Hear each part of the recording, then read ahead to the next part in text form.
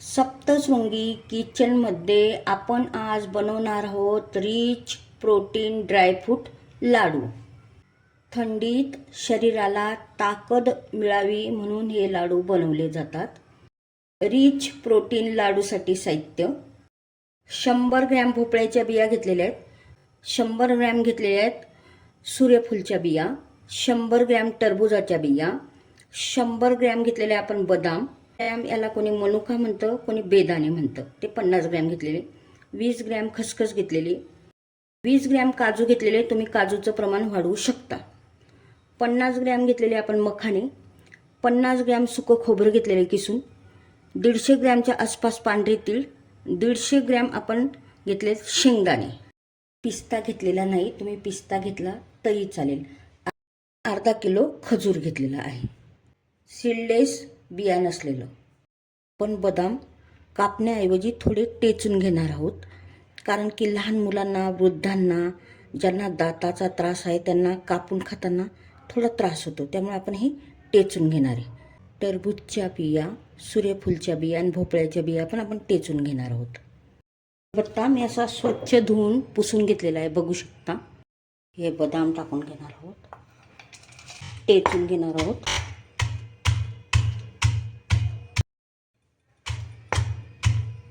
पद्धतीने बदाम आणि काजू आपण टेचून घेतलेले आहेत. आता आपण सीड्स थोड्या टेचून घेऊ. आता आपण ह्या पंपकिन सीड थोड्या थोड्या करून टेचून घेऊया.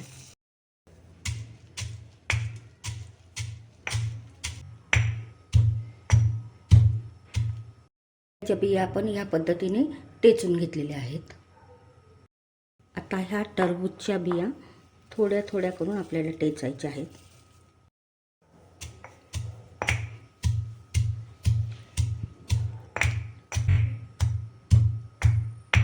टरबूजच्या शिल्लक राहिलेल्या सर्व बिया आपण टेचून घेऊया.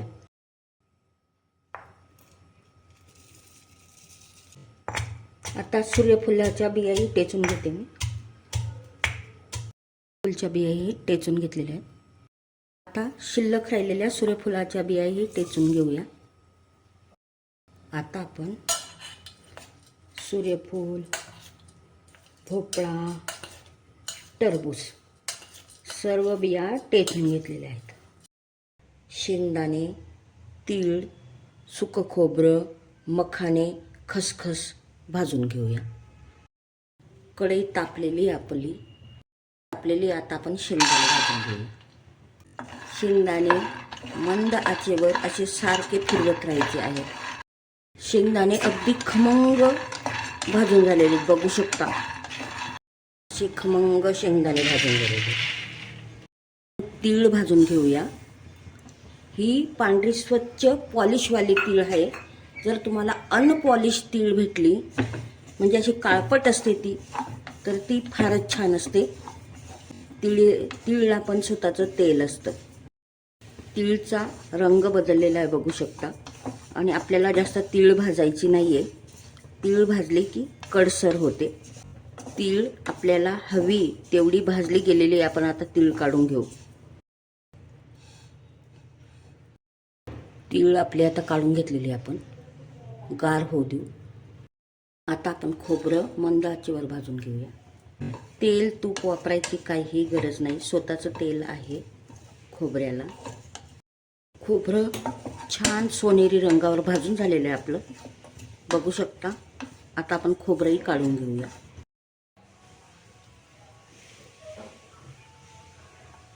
मंद आचेवर मखाणे पण भाजून घेणार आहोत. मखाणे असे कुरकुरीत होईपर्यंत भाजायचे आहेत, हे बघू शकता. आता आपण गॅस बंद करून ह्या कढईतच अजून त्यांना गरम होऊ देऊ. मिक्सरमधून झटपट बारीक होतील. थोडंसं तूप टाकून घेतलेलं मी. त्यात आपल्याला ही खसखस भाजून घ्यायची आहे, कारण खसखसचा कच्चापणा निघायला हवा. खसखस छान अशी भाजून झालेली आहे. आता आपण काढून घेऊया. खसखस आपण सर्व काढून घेऊ. आता आपण हे मिक्सरमधून थोडंसं जाडसर काढून घेऊया. शेंगदाणे साल न काढताच मी खलबत्त्यात जाडसर कुटून घेणार आहे. तिळही खलबत्त्यातही कुटू शकतात, मिक्सरमध्ये थोडीशी जाडसर काढू शकतात, पण शेंगदाणे थोडे जाडसर येण्यासाठी खलबत्त्यात व्यवस्थित टेचले जातील. ते बघू शकतात शेंगदाणे अगदी खमंग भाजून झालेले आहेत. आता थोडेसे टेचून घेऊया. आपण खलबत्त्यातनं टेचून घेतलेलं आहे, त्यामुळे बघा किती छान आलेलं आहे. बारीक नाही, जाड नाही. आपल्याला पांढरे तीळ थोडेसे मिक्सरमध्ये जाडसर करून घ्यायचे. या पद्धतीने आपण तीळ बारीक करून घेतलेले बघू शकता. मखाने, खोबरं आणि खसखस बारीक करून घेऊ. आधी मखाने बारीक करून घेऊ, मग खोबरं आणि खसखस एकत्र बारीक करू. मखाना आपण बारीक करून घेतलेला आहे. मखाना बारीक करून काढून घेतलेला आहे. आता राहिलेले सर्व मखाने आपण बारीक करून काढून घेऊया. आता खसखस आणि खोबरं बारीक करून घेणार आहोत. आता आपण खसखस आणि खोबरं असं रवाळ वाटून घेतलेलं आहे. मिक्सरच्या भांड्यामध्ये हे सीडलेस खजूर आहे. या पद्धतीने असे तुकडे तुकडे करायचे. या पद्धतीने असे तुकडे करून मिक्सरच्या भांड्यात टाकायचे आहेत. एक खसखस आणि खोबरं दळलेलंच भांडं आहे. आता आपण हे मखाने, खोबरं आणि तीळ हे सर्व साहित्य इथे टाकून घेऊ कढईत. हात मी स्वच्छ धुतलेले आहेत. याचं आपण टेचून घेतलेलं होतं ते मिक्स करून घेऊ.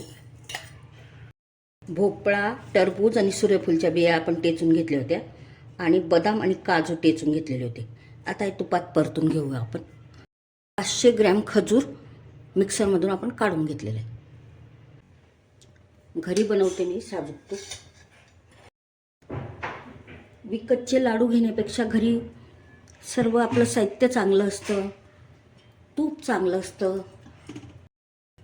आता आपण बदाम आणि काजू मंद आचेवर असे परतून घ्यायचे. खरपूस मंद आचेवर खरपूस भाजून घेतलेला आहे. आपले बदाम, काजू खरपूस भाजून आलेले आहेत. आता आपण हे काढून घेत. आपण बदाम आणि काजू भाजलेले आहेत ह्या कढईतच. त्याच्यातच आपण टरबूज, भोपळा आणि सूर्यफूल या तिघं बिया आपण टेचून घेतल्या होत्या त्या भाजून घेऊया. तुपात व्यवस्थित परतायच्या आहेत. आता थोडंसं तूप टाकून घेतलं मी वरून. तूप कमी वाटलं होतं. टरबूज, सूर्यफूल आणि भोपळ्याच्या बिया व्यवस्थित परतून घ्यायच्यात खमंग, म्हणजे लाडू अतिशय चविष्ट लागतील.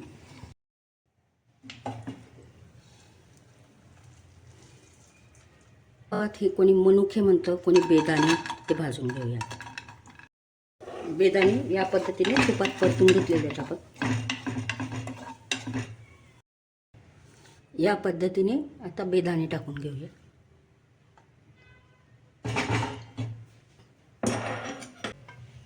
साजूक तूप टाकलेलं आहे आपण. आता त्यात हे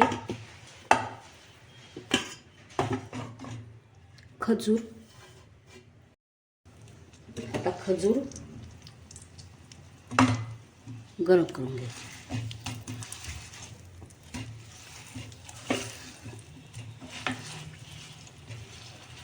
खजूर व्यवस्थित परतून झालेला आहे. आता आपण काढून घेऊया.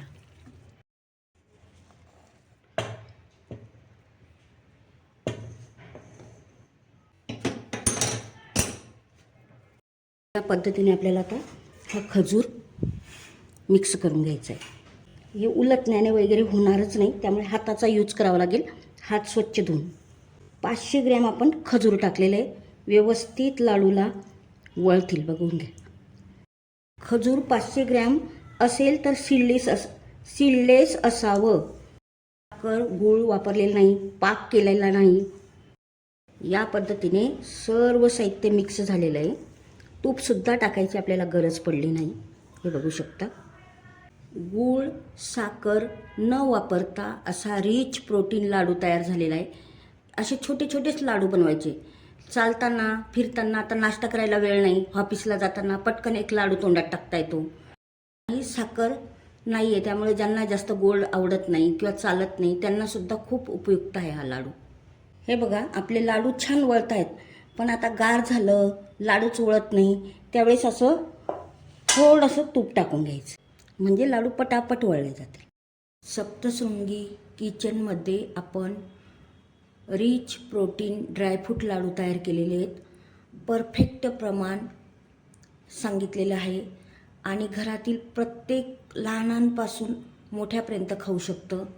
तुम्हाला हे रिच प्रोटीन ड्रायफ्रूट लाडू आवडल्यास सप्तशृंगी किचनला लाईक, शेअर, सबस्क्राईब करा, कमेंट करा.